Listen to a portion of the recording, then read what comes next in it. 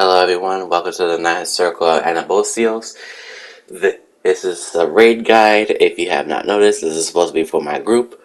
We are here to basically do P9S, where we basically take down a monster that has the power of the beast, a mage, and a martial artist. And a little bit of both when he does that. Anyway, let's take down this guide and let's start with this guide. Anyways, let's get started with the notes. So the first thing in the opener that he does is a raid wide. You want to make sure that you mitigate the raid wide as much as you can. Next, he is going to do ravaging, which is basically another raid wide, but he is going to gain the soul of a mage. So bear in mind this is going to do a lot of damage in the beginning. So you need to probably spell mitigation here. During that time, he's going to do a double tank buster, which both tanks need to have aggro on 1 and 2, right? Make sure you both have aggro and swap immediately, right? A little bit after that, he's going to pop up 2 circles, which is going to be a mechanic for everybody to do. So these 2 circles are basically going to be 2 types of mechanics that he does. Fire and ice, which all of them has ice, which is the most common part. The rest of them has either lightning with ice or fire with ice. So the ice casting circle means in always, and the red casting circle, which is fire, is supposed to need a DPS to stack with, right? Because it's random.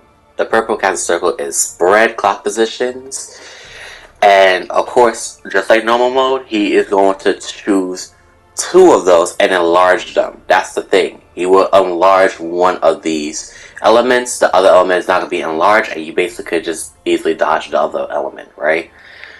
But he never chooses fire and lightning together because that is not a combination that he does. Just pay attention to what color is in his hand. Momentarily fire or lightning. So, for example, he chose to enlarge fire. If you enlarge fire, you want to stand right about here, just to make sure that you are not getting clipped by the ice, right? And you are safe from fire enlargement. Using the arena as a map outline, if you stand around about here, if you enlarge this ice, you will be safe. Make sure you use these 2 inner circles to be safe from ice attacks. Just like I said, using the map as an outline, you want to make sure that based on which element is getting enlarged and flash on your screen, which is right here, fire is being enlarged, you want to make sure you are outside of his hitbox and not inside his hitbox, because you might have a chance to get clipped by the fire. Next, he is going to immediately choose the next element, which is going to be lightning with ice, and he's going to enlarge one of them. If he enlarges lightning, you want to make sure that you're in front of your marker, not behind it, because the ice is still there. They both go off at the same time. It's super tight, make sure you're there. If you choose to enlarge ice with lightning, all you gotta do is stand inside his hitbox using the inner circle outline on the map and take the lightning hit. Make sure you're not overlapping anybody else. For the last mage cast, which you're going to immediately choose after the second mage cast, is him doing fire and ice again, but this time it's going to be the opposite. So if you choose to enlarge fire first, he's going to enlarge ice last. If you chose to enlarge ice first, he's going to choose to enlarge fire last, based on what he does. So after that, he's basically going to sit and do a little bit of autos until he spits out the mage stuff and he loses power of a mage. A little bit after the mage, he's going to basically spawn 4 walls either into Cardinal or Cardinal, depending on where the AoE lines are coming from the death wall, right? Creating walls that we're going to need later on. As he's revening, he is basically going to gain the power of a martial artist. So, just to be sure, we're going to get punched in the face. Here, the first thing that he does is a tank buster, which most likely will target a tank that is basically have aggro with him. Make sure you mitigate heavily, right? And the dot bleed is for healers to take care of. After that, he's going to do a carry breaker, which is going to be a knockback immutable knockback, and you cannot use knockback immune. what you gotta do is that you gotta use these 4 walls that have been created for you and get knocked back with your mage partner, right? Just so you can take the enumeration stacks with them, right? As soon as you get knocked back, he's gonna start spawning ruby weapon AoEs that's gonna spread around the arena. As that's going off, he's gonna do either front combination or back combination, which is, you gotta look at the cast, while dodging, right? The in and out AoEs is random as well, so please bear in mind they're all random. For example, right here, he chose in and back combination, right? And it goes in, back combination kick, which is going to be a dot bleed. Do not get hit by that at all. And then next explosion, and then out, right? It's always opposite of the first AoE, which is this one he chose out first, right? That means we got to move in, and he chose front combination where he's going to choose the kick forward, and then we got to dodge the AoEs, and then he's going to choose in. Right? It's always opposite of the first AoE that he does. Immediately after you guys dodge that, he's going to do a carry demolish, which is basically going to be light parties. Make sure you're in the correct light party based on where your clock positions are. And we're going to need a ton of mitigation for this due to the fact that there's a ton of damage. And immediately after, he is going to do Gluttony's Agor, which is just a raid wide. So make sure we need a lot of heals and a lot of mitigation for this part because it does a ton of damage and it will kill your party if not enough heals, right? And mitigations as well. After that, he's going to do one more tank buster to the solo tank. Boom. Right, he's going to put a dot bleed on you. After that, he's going to immediately spit out the power of the martial artist and the martial artist is done. Few seconds later, he's going to do another ravaging, spawning 4 more walls. And these walls are for a different type of mechanic.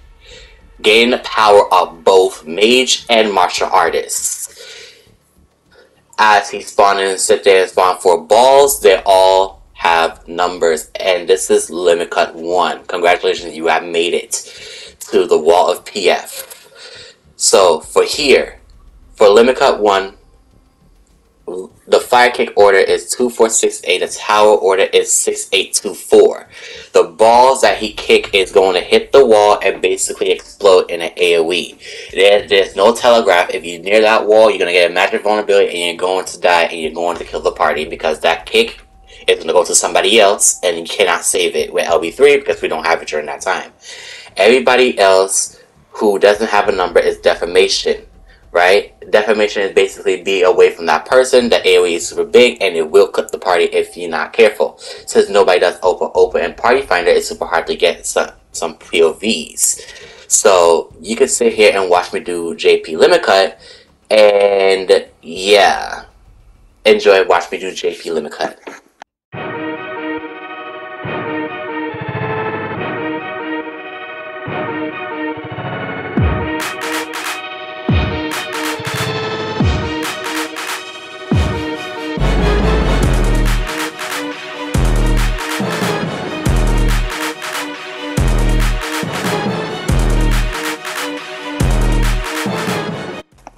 Once limit cut over, make sure you have your eyes on your clock position, right? Just like Mage 1, he's going to choose 2 elements, and they most likely will go off almost immediately, so make sure you're fast with this one, because this is where he speeds up. So, yeah, if it's fire, rotate with your partner. If it's not, go to your clock position, and he will enlarge an element, so make sure you pay attention of what he does. We will 100% need mitigation and heals from this because this does a lot of damage. And it's no joke, we will die from damage if we don't have enough mitigation. So, right there he chose to enlarge fire. Boom, we got through that. And then he does a raid wire immediately after. And the limit cut phase is done. He spits out the power. And he goes right back to normal, kicking you in the face. Immediately after, he's going to start doing Revenant again, and this time he's going to gain the power of the beast, spawning 4 winds and 4 meteors. 2 of them are cracked and 2 of them are not cracked and they're clean, and you want to make sure they're clean for the rest of the mechanic here. If they're not clean, we're going to die. So here's how we do this, right? 4 meteors spawn, boom, right? Two of them is cracked, two of them is not cracked. Since we're doing DPS lightning first, DPS is going to stay inside the hitbox in front of the wind and make sure that they're not cracking a orb, right? For supports, they're going to go from north clockwise and find the nearest crack orb, right? Going north clockwise, right? Once they're at the crack orb, they're going to sit there and wait for DPS to get hit by lightning, and then immediately after they're going to get hit by a bile, which is going to be a stack, and then they're going to replace their partner and take the second lightning while DPS take the second bile. So for here, I went north, found the crack orb, I sit here and wait for the lightning cast to go off. My partner is the dancer right here, so they take the first lightning, boom, and I'm going to take the second lightning right here as a support. Make sure you do not crack these two clean orbs, otherwise that's going to be an instant wipe, because if one of them is cracked, that's it. We're going to wipe and we'll go right back to the beginning, no matter what it is, right? Can't save this mechanic, cannot invuln it. And after you dodge that meteor eclipse that he does there, move out the way so you don't die. It's an instant kill if you're not behind the orb, by the way. And after that, he's going to do a heavy raid wide, and the boss is going to spit out the power of the beast, and he will return to normal. A little bit after that is going to be another Revening, and he is going to gain the power of both. This time he is going to do a mixture mechanic, right, of Mage 1, and he is going to do a mixture of Martial Artist. So this is mostly Martial Artist 2. So here it's a double tank bust to make sure both tanks have aggro, right, boom. And then after that he's going to do a knockback partner stacks, right? Make sure you're with your partner during this time, get knocked back. This is a ton of damage, by the way. And the difference here, there's no ins and outs, so there's no front or back combination. All you gotta do is dodge the AoE, but at the same time, he does fire and ice always. So make sure you end up at your partner's spot immediately after you're done. Look at, see which element he enlarges. Take your partner stack and then heal up the mechanic. This does a lot of damage, by the way. And Martial Artist 2 is done. A little bit after, he's going to do Limit Cut 2, Summaric Section. This one is a baitable Limit Cut, right? Players that are away from the boss is going to get a Limit Cut number, and the players that are closest to the boss model is not going to get a number, but they have a job to do. For the players that does not have a number, this is an important mechanic for you. You need to bait the fire kick.